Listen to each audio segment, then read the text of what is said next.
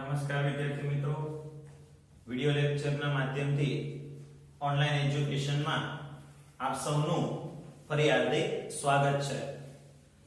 બાળકો, આપણે લાસ્ટ લેક્ચરની અંદર અલગ અલગ શબ્દો વિશે ભણતા હતા. છેલ્લે આપણે હોમોલેપ્ટિક અને હિટ્રોલેપ્ટિક સંકીર્ણ વિશે ભણ્યા. હવે બાળકો, પર્યાયો વિશેની વાત ત્યાં આગળ પૂરી થઈ ગઈ. હવે આજે જે આપણે ટોપિક ડિસ્કસ કરી રહ્યા છીએ એ છે એક કેન્દ્રીય સવર્ગ સ્પીસીઝના સૂત્ર. તો સૌથી પહેલી વાત તો એ કે એક કેન્દ્રીય સવર્ગ સ્પીસીઝ એટલે શું? તો બાળકો, જે સવર્ગ સ્પીસીઝના કેન્દ્રમાં એટલે કે મધ્યમાં એક જ ધાતુ પરમાણુ કે આયન હોય એને એક કેન્દ્રીય સવર્ગ સ્પીસીઝ કહેવાય. મતલબ જે સવર્ગ સંયોજનના કેન્દ્રમાં મધ્યમાં એક જ ધાતુ પરમાણુ કે આયન છે એને આપણે શું કહીએ છીએ બાળકો? એક કેન્દ્રીય સવર્ગ સ્પીસીઝ.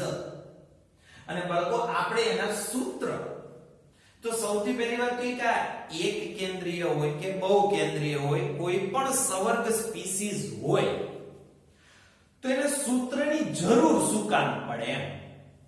તો બાળકો જુઓ, સૂત્રની જરૂર શું કામ પડે? તો કે સંયોજનનું સૂત્ર એ ટૂંકાક્ષરી સાધન છે કે જે આપણને સંયોજનોના સમઘટકો એટલે કે સંયોજનના બંધારણમાં શું શું છે એની વિશેની પાયાની માહિતી આપણને સંક્ષિપ્ત અને સાનુકૂળ રીતે રજૂ કરવા માટે ઉપયોગી છે. મતલબ કોઈ પણ આપણે સંકીર્ણ સંયોજનનું સૂત્ર શું કામ લખતા હોય? કારણ કે એમાં કયા કયા ઘટકો છે એની ટૂંકમાં સરળ માહિતી આપણને મળી રહે એ માટેનું સૂત્ર જોઈએ. ઓકે. બીજો મુદ્દો તો કે એક કેન્દ્રીય સવર્ગ સ્પીસીઝ એક જ એકાકી મધ્યસ્થ પરમાણુ ધરાવે. હમણાં આપણે શરૂઆતમાં જ કીધું કે ભાઈ એક કેન્દ્રીય સવર્ગ સ્પીસીઝના મધ્યની અંદર માત્ર એક જ ધાતુ પરમાણુ કે આયન હોય છે. ક્લિયર?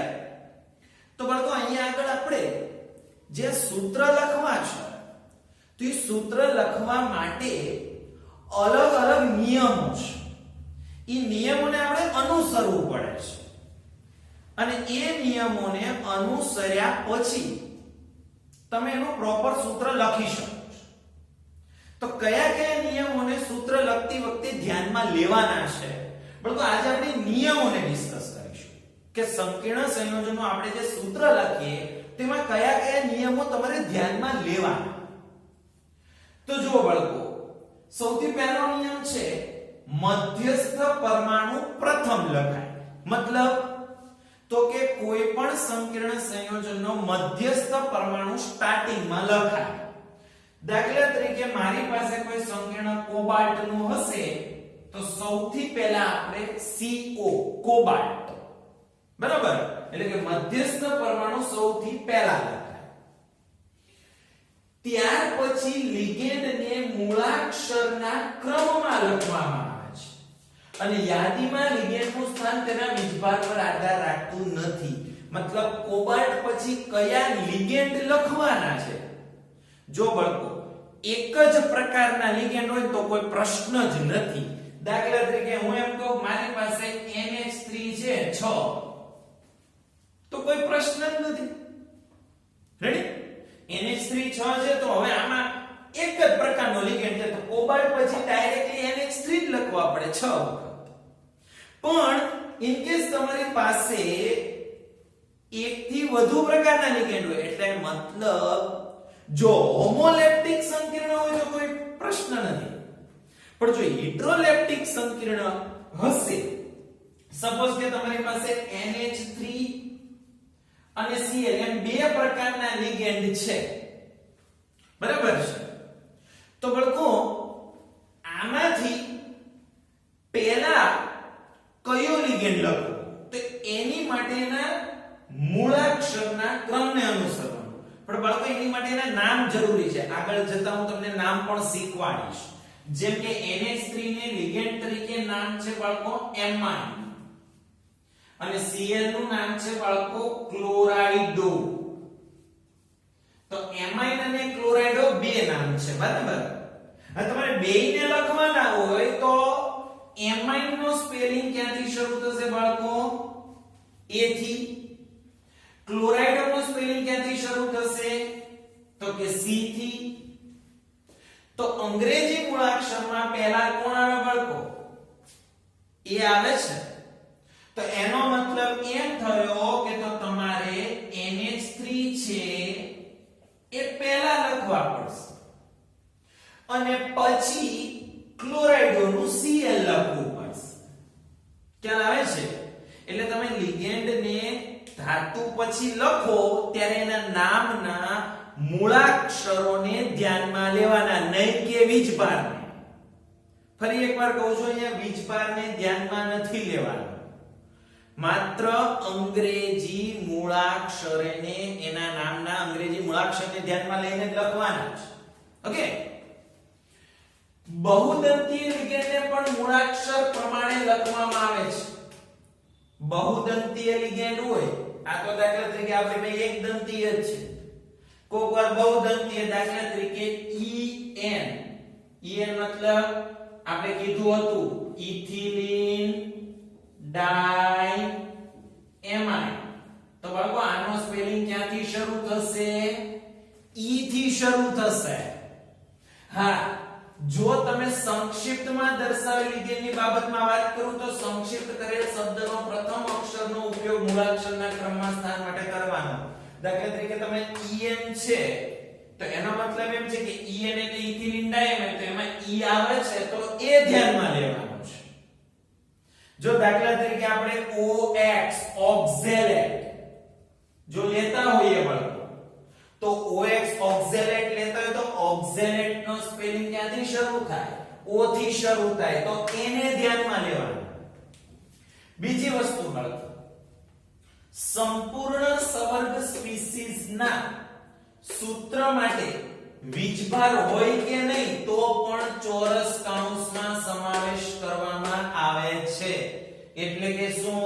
તો કે સવર્ગ સ્પીસીઝ. હવે સવર્ગ સ્પીસીઝ એટલે કે સવર્ગ પ્રભાવ ક્ષેત્રની અહીંયા વાત છે કે ધાતુ અને લિગેન્ડ એને તમારે કમ્પલસરી કૌંસમાં, દાખલા તરીકે મારી પાસે કોબાલ્ટની સાથે આપણે હમણાં શરૂઆતમાં કીધું એમ જો NH3 6 હતા, બરાબર, તો આને વીજભાર હોય કે ન હોય કૌંસમાં લખવું ફરજિયાત છે.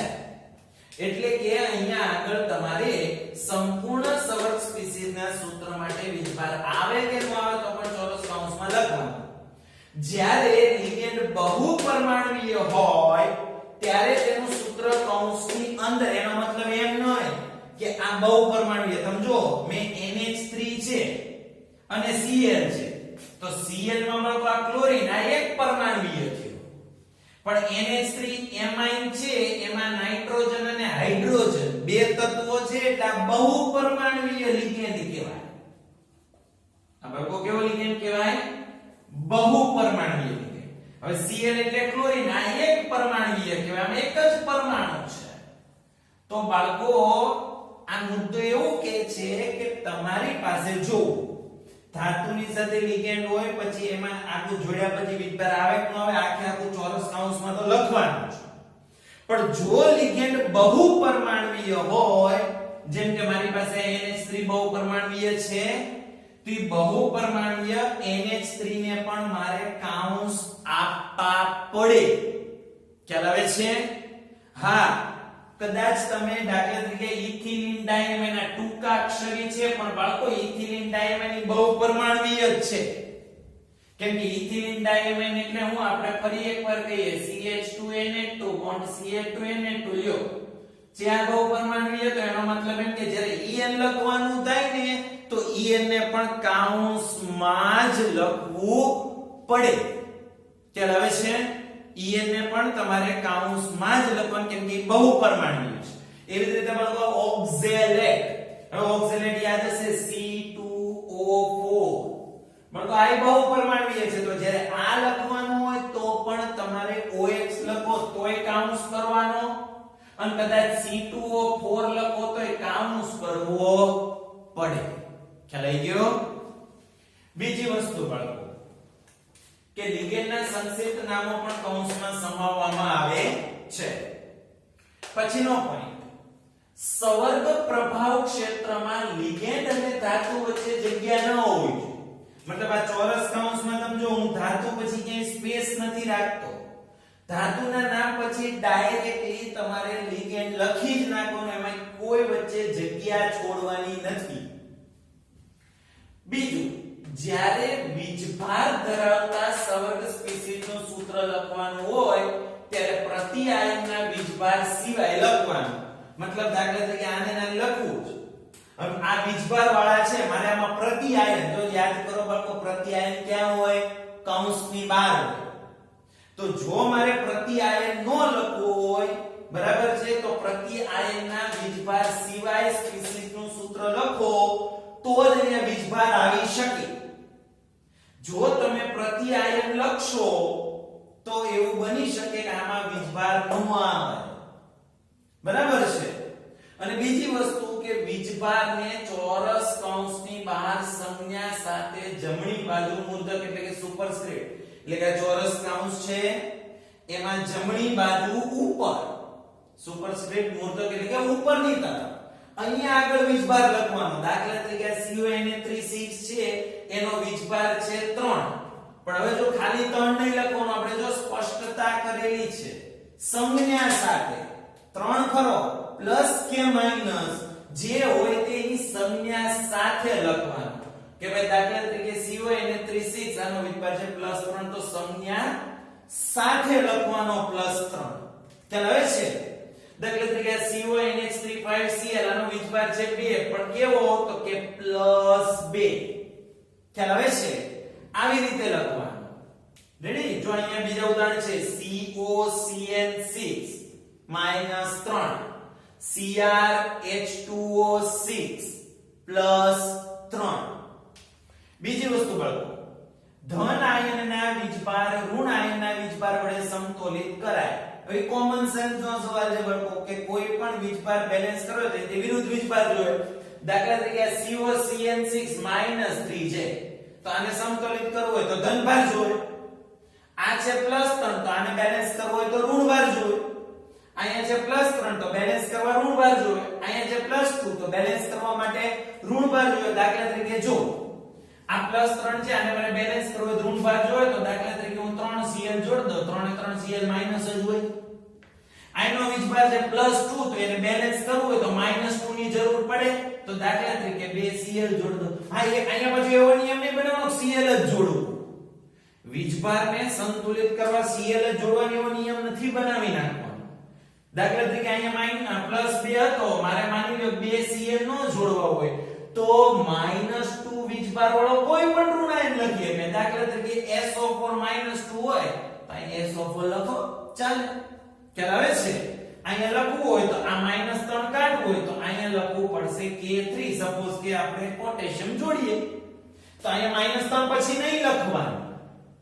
પછી દાખલા તરીકે અહીંયા +3 છે તો હું અહીંયા જોડી દઉં 3Cl તો પછી અહીંયા +3 લખવાની જરૂર નથી. જો તમે પ્રતિ આયન લખો છો તો સંવર્ગ પ્રભાવ ક્ષેત્ર ઉપર કોઈ વીજભાર લખવો નહીં. ખ્યાલ આવે છે? આ બાળકો એક કેન્દ્રીય સંવર્ગ સંયોજનોના સૂત્ર કેવી રીતે લખાય એના નિયમો વિશે આપણે ડિસ્કસ કર્યું. હવે પછીના નેક્સ્ટ લેક્ચરમાં ખૂબ જ મહત્વનો પોઈન્ટ આપણે બાળકો સ્ટાર્ટ કરીશું જેનું નામ છે એક કેન્દ્રીય સંવર્ગ સંયોજનોના નામકરણ વિશે. ઓકે, તો આ સાથે આજનો વિડિયો લેક્ચર અહીંયા આગળ પૂર્ણ થાય છે.